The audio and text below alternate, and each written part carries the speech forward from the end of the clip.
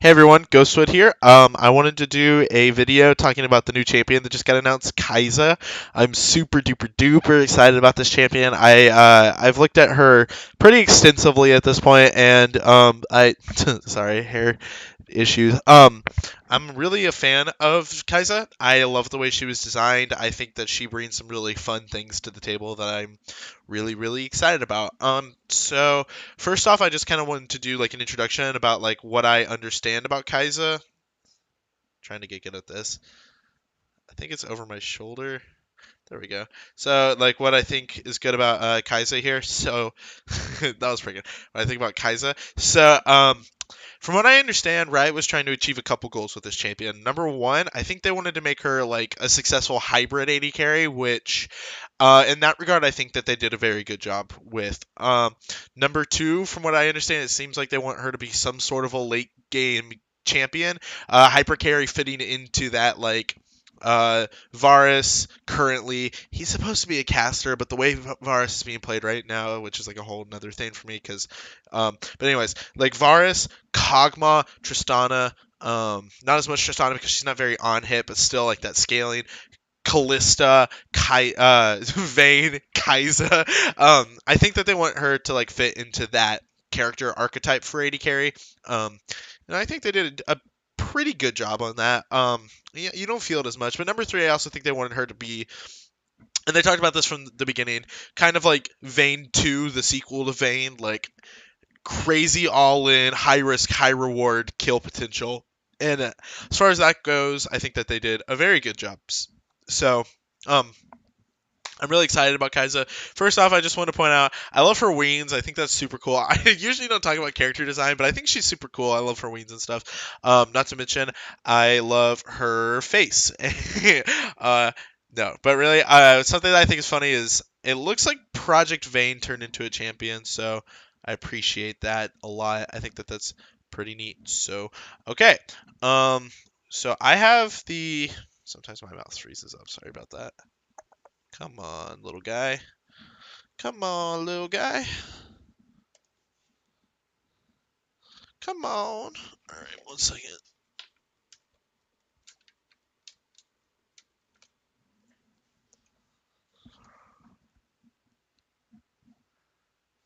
There we go. Okay, so I have the PBE open in this other window because she's pretty numbers based. Let me scroll up to Kai'Sa. I was looking at the rest of the PBE notes for the day. So she's pretty numbers based. There's a lot of things. There's a lot of things when I read her originally that I was like, I don't know if that's good or not because I don't know what the numbers are. So the numbers are pretty important. So we're just gonna do a quick walkthrough of the kit.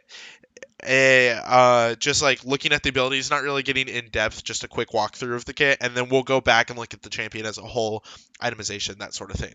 So, passive, second skin, which I don't understand why they named it that, but basically she like whenever she shoots somebody, it applies this plasma stack, and then whenever she has 4 plasma stacks, it makes it explode for a burst of their missing health.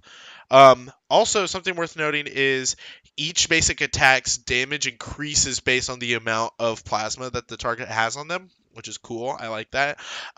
Also, the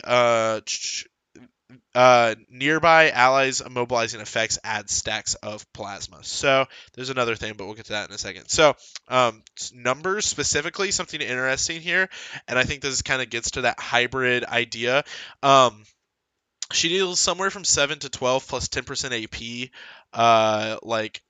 That's how much her auto attacks deal. So she has an AP ratio built into her auto attacks, plus this much more per stack of plasma on the champion. So, and then the amount of missing health she deals increases by 2.5 per 100 AP percent. So, every time you build 100 AP, you get 2.5% more target missing health. So, I think that that's a pretty big deal, honestly. The fact that they gave her only AP ratios in this ability and also gave her auto attacks and AP ratio, I think that Kai'Sa will be building AP. We'll get to that a little bit more, but um, I like this ability a lot. I appreciate that one, it doesn't like it's not like single target based like Veins is, so that will allow for some fun like Runon's interaction. Also, I appreciate the fact that like her friends can add it. I think that's helpful in team fights. Like she'll blow people up and you can coordinate that, which I think also in lane, like if you have a Morgana, she hits her Q, you take 3 auto attacks to stack the plasma. So that's I like that a lot. Also, the missing health is neat because that does play into like the assassin play pattern they're trying to give her. Like if they're low health, you can just like blow them up with this. So I really like this ability. There's also a second part to it. Living Weapon, Kaisa's symbiote suit adapts to her chosen playstyle, evolving her abilities based on permanent stats gained from shop items and experience levels. Now, notice this says permanent stats. Myself and a lot of other people, from what I understand, at first were like, oh, okay, so Jinsu's like whole thing, like once you're in rage, you're gonna have a lot of the stats necessary to evolve your abilities. No, it doesn't work that way. Like it's only like the base stats for Jinsu's, but she will build Jinsu's, but we'll get to that. But yeah, this means nothing until you see the other abilities, but it's a cool passive. So let's get to this. Icathian Rain, which is an awesome name. Kaiser releases a swarm of missiles evenly distributed among enemies. She actually shoots 6, so in a minion wave, it would hit each of them one time. And then when it evolves, it fires significantly more. It's actually 12. I don't know why they didn't just say doubled, but that's okay, because if you go over to PBE, they explain it. So, it's 55 mana, constantly, scales down from 10 to 6 seconds, losing 1 second on each level up cooldown. Kaiser launches 6 missiles that split evenly among nearby enemies, each dealing 45, 61.25, 77.5, 93.75, 110, plus 40% bonus AD, 30% AP, so there's another AP ratio, physical damage. Oh, also, it's worth noting, this deals magic damage, which is crazy, hybrid. Additional hits on a champion or monster deal 30% damage. Max 113, 153, 194, 234, 275 plus 100% bonus AD plus 75 AP. So this is assuming that you only hit one person like she did in this video with the Kog'Maw. Um, that's the max amount of damage you would deal if you hit only one person. 275 plus 100% bonus AD plus 75 AP. So this, that's 75% by the way. But anyways, this ability to me is really interesting because there's not a lot of targeted ADC spells in the game. If you look at Jin has one, but I don't really count that because it's like the person who takes the most amount of damage is kind of determined by like where they are. You have to set up like that perfect stack. So, and if you're just like poking with Q, like aiming at the champion, it's not going to deal like any damage at all. Misfortune has one, but that's kind of her bread and butter ability, and I don't really mind that she has a poke like that because it's balanced out by the fact that she has to stun herself for her ulti, so like she's kind of negatively affected as a whole. Lucian has one, but like Lucian's Q, like nowadays, especially with like the Bork build, is really used more for putting down the auto attacks. I mean, it deals damage, but like it's not the most important thing.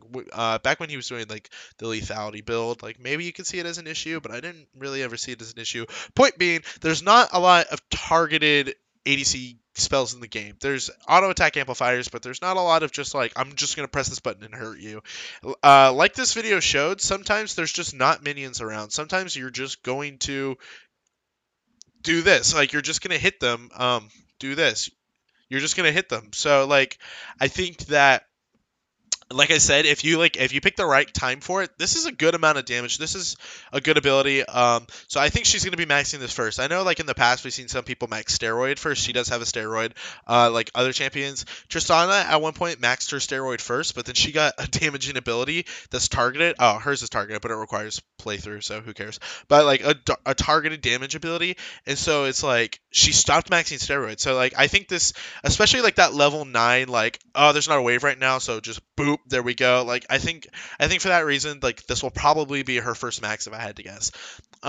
Living Weapon. Once you get 100 bonus attack damage, Icathian Rain fires 12 missiles. Minions below 35% health take 200% damage.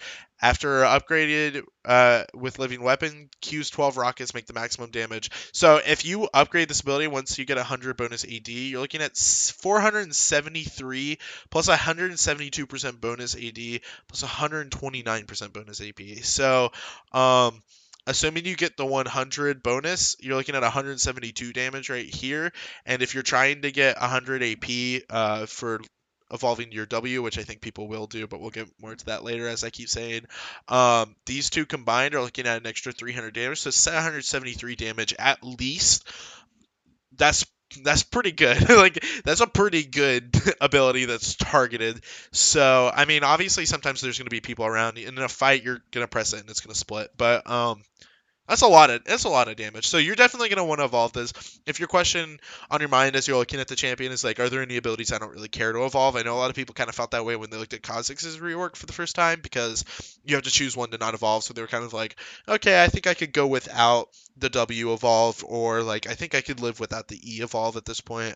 Some people said they could live without the R evolve. They were wrong, but still, the point is you want to evolve all of Kai's abilities. You definitely want this ability to evolve. So. That said, Void Seeker, 55, 60, 65, 70, 75 mana, high mana cost, 22, 20, 18, 16, 14-second cooldown, high cooldown. Kai'Sa fires a Void Blast that grants True Sight on the first enemy hit, deals 20, 45, 70, 95, 120, plus 1.5 total AD, plus 65 AP magic damage, and applies 2 stacks of plasma. You're probably gonna max this last, which means until level 13 it's gonna deal 20 damage, but those are significant ratios. As this shows, like with a normal build you're looking at about 244, about 65. So because this means that you evolved your W. So this, like, and this is just a normal amount of AD. So the ratios on this ability are insane, so you're definitely rewarded for hitting it, and it definitely doesn't require being maxed. If people max this ability, I think that that's ridiculous. It's 22 seconds, so this is all about, like, at the right time, use this ability. It's super cool. It flies very slowly, so if you're smart, you can use it to, like, get that long range catch out, which will work well with your ult, or, like, um, if they're like very, very, very low health, you could snipe with it, because if they have like 2 stacks on them and they're like backing in a bush and you know you can hit them, snipe them with it. It'll like blow up the plasma and it'll kill potentially. So I think that's a good way to use the ability. It will work in conjunction with her ult, like as a long range gap closer, as I said, but we'll get to that when we get to the ult. I think this is a super cool ability. Like I said, you'll have to be rewarded for using it correctly. I think if there's like a lot of times people will see like Jinx's point blank W and it's like you troll, like just auto attack, use that for later. I think that there's an argument for point blank Wing on this champion. Like if you have like a Thresh and they pull them in and you know where they're gonna be, shoot the ability. It's gonna deal a lot of damage, especially like once you evolve it, like you get half the cooldown back, which is a big deal because this is a high cooldown, and you're gonna evolve it long before you ever level it up once, if you go with the build that I'm going to discuss later in the video. So I think that like using this ability is going to be pivotal to her playstyle. Using it effectively is going to be pivotal. So like I said, like on a lot of ADs, there's not really a reason to use your skill shot at point blank. Just start auto attacking, wait for them to walk away, and then use your skill shot. But like I said, like if you have a CC support, pull them in, hit them with this ability. If you have a Morgana Q, hit them with this ability. You know where they're going to be. That's 3 stacks. Once you evolve it, that's 4 stacks. That blows up plasma. So, yeah, this is a super great ability. I just think, like I said, people are gonna have to use it effectively. But if they do, this is going to be a very important ability to Kai'Sa's kit. Supercharged, 30 mana. Oh, wait, hold on. I'll show a video of it real quick. So, Kai'Sa charges up briefly, increasing her movement speed, but loses the ability to attack. After charging up, Kai'Sa whips out the big guns to increase her attack speed for a few seconds. Basic attacks reduce, supercharges cooldown. Living weapon. With enough bonus attack speed, Supercharger briefly grants true invisibility while charging up. So, yeah, so as you can see, she can't attack, but she moves super fast, and then she starts attack speeding high. This one, she became invisible and runs super fast. Something else that they don't mention in this, on like the champion release, is basic attacks reduce it by 0.5 seconds. They do mention that, but also supercharges cast time and movement speed improve with attack speed. So, the amount of time that it takes to cast the ability goes down as you get more attack speed, and also the cooldown goes down. Well, is it when it says cast time? Does it mean like how long? No, that's a minute. That's a second and a half. Okay, so like the cast ability, yeah, like I said, and then the amount of movement speed you get increases with attack speed. So once you like evolve, it's gonna look the way that it looks right here. Because like that was enough to evolve it, so that's enough for her to run super fast the way she did. So I think this is an awesome ability. I would expect this to be her second max. You get 30, it's 30 mana. It's a high cooldown, which is why one of the reasons I think it needs to be max. Even though it's only 2 seconds, that's going to be important, especially with this cooldown thing. And that the fact that basic attacks reduce its cooldown by 0.5 seconds, that will work well with Jinsu's, which like I said, we'll get back to builds later, but this champion screams Jinsu so far if you've been keeping up. Also, like granting invisibility is really nice on an AD, especially this one who has this like assassin playstyle. So this is it's only 0.5 seconds, but like Vayne's tumble invisibility isn't significantly longer than that, and that's all you need to like surprise. So yeah, this is an awesome ability. Also, it's worth noting it gives 40 up to 80 attack speed. So at level 13, you're getting potentially 80 attack speed. Super cool. I love this. So yeah, Killer Instinct. 100 mana, 110 down to 70-second cooldown, 1500 up to 2500 range. That's a big range. Kaiser warps to a location near an enemy champion affected by plasma, gaining a shield that absorbs 70, 100, 125. That doesn't matter as much as these ratios because it has a 200% total, 100 to 200% total AD ratio, 75% AP ratio. So this is going to be a ginormous shield. Like around level 16, this is a huge shield. It's very big. So, yeah, it's crazy. So, we're going to look at this ability. Something that I really like about this ability is, as you can see in the video, here they choose to dash behind. When they do the long range gap closer, like I discussed with the W, you like hit them with this ability. I know where you are, and they choose to dash here at this point. So I appreciate that you can like choose where around the enemy you want to go. So you can go for like that Akali behind assassination style, or like if you still want to stay near a friend. So it's a great ability. This ability will have to be used wisely. I would say if you're using it like when they're right next to you in a 2v2, it's probably not wise. You want to use it as a gap closer, I suspect. Although if like you need that clutch shield, you can use it similar to this, but I just feel like it's gonna be better used. Although like if you're in a 1v1 and like you're right here and they're right here, well, hold on. If you're right here and they're right here, you can go behind them, and that pretty much cuts them off. So, yeah, I'm gonna be curious to see how people use this ability, but it's a really cool ultimate, and it works well with the rest of her kit because she doesn't need a damaging ult with like uh everything else that they have. So, neato. All right. So now that we've talked about her abilities, I would like to discuss the champion as a whole. Um, so first off, I want to talk about runes. I think that she's probably, honestly, I think that this might be one of the first like good lethal tempo ADs we see. I might eat my words on that one. I know a lot of from what I've seen, a lot of the unhit ADs are like press the attack seems cool, and man, I wish I could go lethal tempo because like I'm capping my attack speed, but I'm just probably gonna have to fall back on fleet footwork so I don't die in lane a bunch. That's fair. But this champion is going to cap her attack speed, and she will break through it. Absolutely, she will break through it if you give her lethal tempo. So I would like to see Kaiser's running lethal tempo. I'd like you hit him once, wait for it to proc, and then do your all in. I think that's gonna be a good rune on her.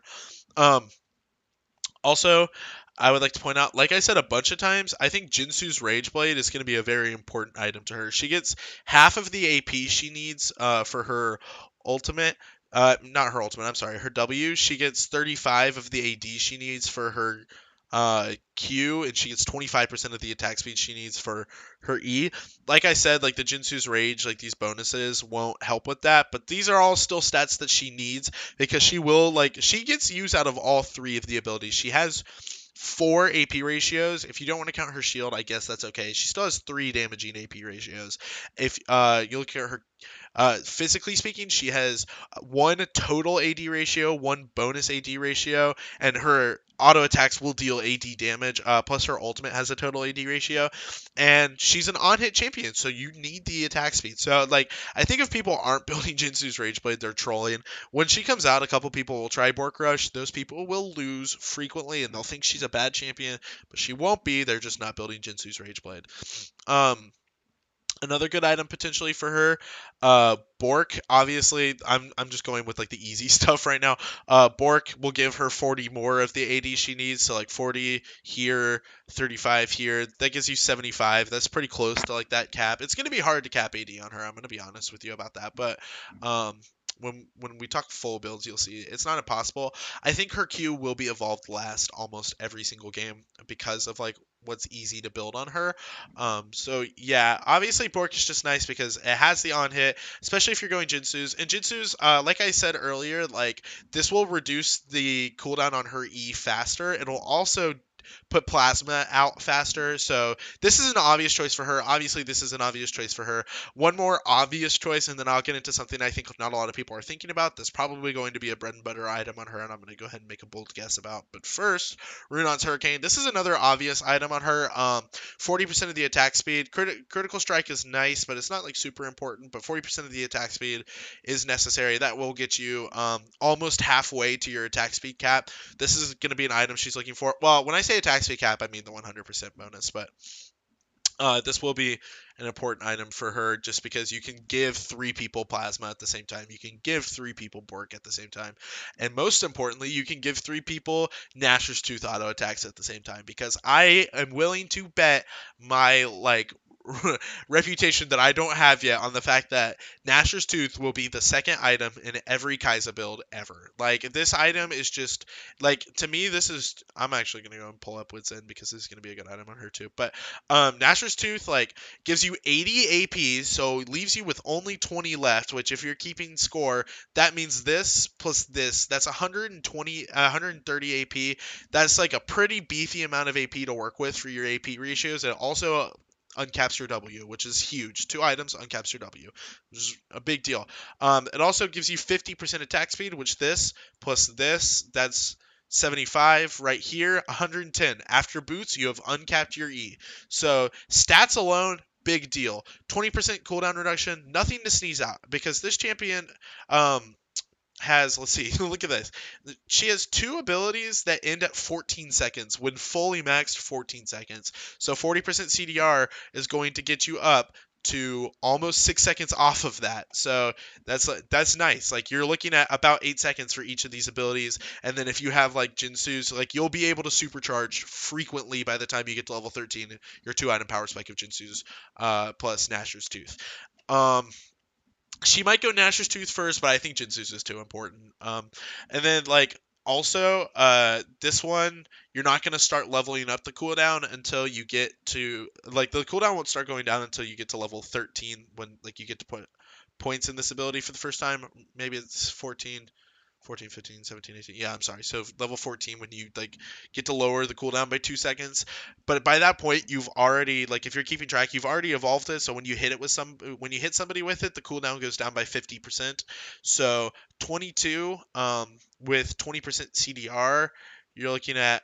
Oh, I'm sorry. Earlier I calculated for 40%. That was kind of lame of me. Uh, so 14. So that would give you 2.8 off. So you're looking at almost 11 seconds for each of those. So it's still pretty good. But like 22 with 20% CDR is going to give you 4.4 seconds off. So you're looking at like 17 and a half seconds. And then if you get that 50% refund, that's down to like quick math. Zero point 0.7. Okay, so you're looking at 8.75 seconds for this gigantic damage ability. So at 20% CDR is really nice on her. Not to mention 20% CDR when you get to 70 seconds, when you get to level 16, is enough to get this down below 1 minute. 30% CDR is enough to get this low down below 1 minute. So you can look at other CDR. I don't think you'll find it, but 20% CDR is a great stat on this champion. So 20% is about all you need to play like Kai'Sa's cooldown effectively. So not to mention you're looking at on hit magic damage, which stacks with your on hit magic damage with your passive, which stacks with your on hit magic damage, like because you have Jinsu's Rage, so you're using it every other attack, and this goes higher and higher because once you fully max this, you got 24, so you're looking at about 150 AP. Nashor's Tooth plus Jinsu's Rage Blade is going to deal massive, massive, massive damage on this champion. Wit's End also seems like another pretty obvious choice because you can reduce the magic resistance of the enemy champion and like hit that harder. Plus, just Wit's End is just a popular item right now on hit champions. Berserker's Greaves, like I said earlier, this will uncap with your like 2 item power spike. So if you're not building Berserker's Greaves on Kai'Sa, I think you're trolling. People sometimes build the resistance boots on an AD if necessary. It's never necessary on Kai'Sa. Like you're feast or famine, so you can't bulk up. Like you just have to go for this and unlock yourself. I mean, you'll unlock regardless, but the 35 attack speed is just like it's gonna get you there much faster. Plus, if you go lethal tempo, which like I recommend, you're going to like you'll get up to like 3.5 attacks a second, like primitively guessing, maybe even up to 4 almost with plasma. That means once a second you're proccing plasma. So yeah, this is gonna be really spicy. Um, and then Infinity Edge, like in conjunction with your Renan's Hurricane, will get you the 30%. We'll get you 50% crit chance. Also, Infinity Edge offers 70 AD, which would get you to 100 if you build Blade of the Ruined King plus Jinsu's. So, yeah. All that said, I built this document right here looking at like what I think her build paths will be. A lot of this I kind of just went over, but like I said, first item, Jinsu's or Bork. People will try Bork. You should go Jinsu's. In fact, I'm gonna like star this. Boots, Berserker's Greaves. Like I said, you're kind of trolling if you don't do that. Star this. You need to go Nashor's Tooth. You need to go Jinsu's. Um, and then like I said, some like middle of your build items you can look at is like IE or Runons. These two combined would be pretty strong because that'll get you to your 50% crit. Like I said, this will uncap your AD, which is important. Honestly, there might be some games where you don't uncap your AD. Honestly, some games you might just not be able to because of just the way that the game went. That sucks, but that's just gonna happen occasionally. Very rarely, but sometimes that'll just happen. I wanted to put some people are going to try this build and it is going to be so phenomenally bad on her. Like I can't explain how poor this will be. Like yes, she has high cooldowns. Yes, her Q deals a lot of damage targeted. That doesn't mean that you need to invest in CDR, and you certainly don't need to invest on crit. Her kit is like so built for on hit that you just need to ignore that. So, um, flexible items, Mercurials, LDR, Lord Dominic's Reign, Mortal Reminder, GA Ma. I put these together because there's some games where you just need to get these items as an AD. If you, assuming you follow the path and you get Jinsu's plus Bork, you're looking at 35, 75 AD. She gets 18 bonus AD by level 18 is one per level, so that like 75 plus 18 won't get you there. It'll get you to 92. So you'll have to get some other form of AD to unlock by level 18. So some game like Mercurials will unlock that. These will unlock that. GA will unlock that. Ma will unlock that. So getting one of these will unlock it. So like I said, very rarely are you looking at a build where you won't get it. Wit's End will just add to your like giant attack speed late game, like with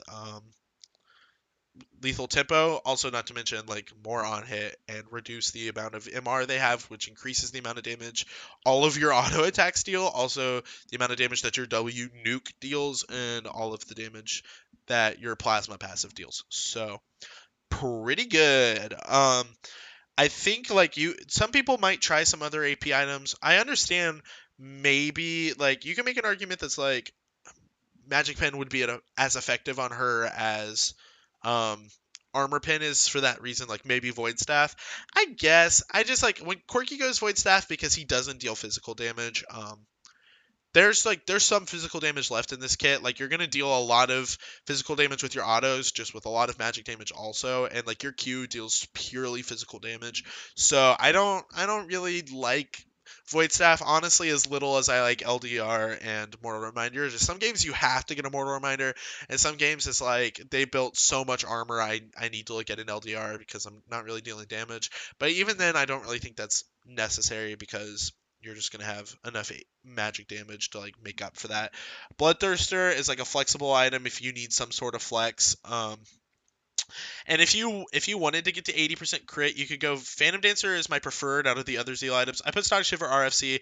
I honestly don't really know how these would work on her. Poorly is my guess. I think Phantom Dancer plus Runons would be your best double Zeal if you wanted to go for something like that. But maybe we'll see these just because Phantom Dancer is kind of in a bad spot right now. But um so my guess is a normal build for Kai'Sa will start with a Rage Blade, go into a Nash's Tooth, pick up your Berserker's Greaves, get a Bork, and then you'll pick one of these four paths. Runins with an IE, Runins with a Wits. If I had to guess, this will probably be the best, but sometimes you just want that AD. Runons with a Wits won't get you to 100, so that's kind of a sacrifice if you go Runons with a Wits because yeah, you're not going to get to 100 AD. So a lot of games, I think people will look at this, but not every game. Sometimes you just don't really care about unlocking your Q. I guess that's kind of odd to say, but if you're team fighting a lot, like you could look to just get your Q to like level 9 and not really worry about it. But I want it to unlock Q usually. Like it's kind of tough to not, but some games that's just gonna happen. You could also go Runons with one of these flex items or Wits End with one of these flex items. I think this is a pretty strong option. I think this is a pretty strong option, but I don't like getting Wits out. You might just see Wits take over Bork in some games, but I think Bork is like pretty important to her, honestly. So, who knows? I'm kind of curious about how people are going to finish the build, but I think like these four items are like super duper necessary, and I think like Runons and Wits are like too important, but also like evolving every ability is too important. So I don't know exactly what her permanent path will be, but I think Rageblade into Nashor's into Bork is going to be her like 3 item core. So um yeah, that's how I feel about Kai'Sa overall. I think she's going to be strong on release just because this is the right meta for her to be dropped into. The way that we're playing the game right now kind of favors this class of champion. I think she'll also stay strong because she brings something unique to the table, which is a hybrid AD. That's not really something we have anymore. You can say Corky is, but he doesn't play AD anymore. But like a hybrid magic damage and AD carry with a build unique to AD carry and also this like assassin playstyle. So I think like Kai'Sa is unique enough that she'll always have some sort of role. So I think that this is a very design wise 9 out of 10. This is like I'm super excited about this champion. On release wise, 8 out of 10. It just depends on how people play. I think Witsin will take people a little bit to get into. I'm sorry, not Witsin. I think Nash's Tooth will take people a little bit to get into. But like I think after a while it'll kind of like when Callista got released, I like looked at that champion and I was like, this champion's gonna build Runons every game, and it took like 3 weeks for everyone else to get onto that train. A couple other pros, like a couple of pros, agreed and immediately got onto Runons. It took like 3 weeks for everybody to figure that out, and now like she builds it every single game. I think that Nash's Tooth is probably gonna be the same way if I have to guess. So yeah, we'll see what happens. Maybe she's useless. I just don't see that happening. And maybe Nash's Tooth is bad, but it's not. I'm right. So, yeah. Thank you guys for tuning into my Kai'Sa video. If you liked it, make sure to like and subscribe. If you disagree with me, comment. Maybe we can talk it out. But yeah, thank you all so much for watching. Have a good day.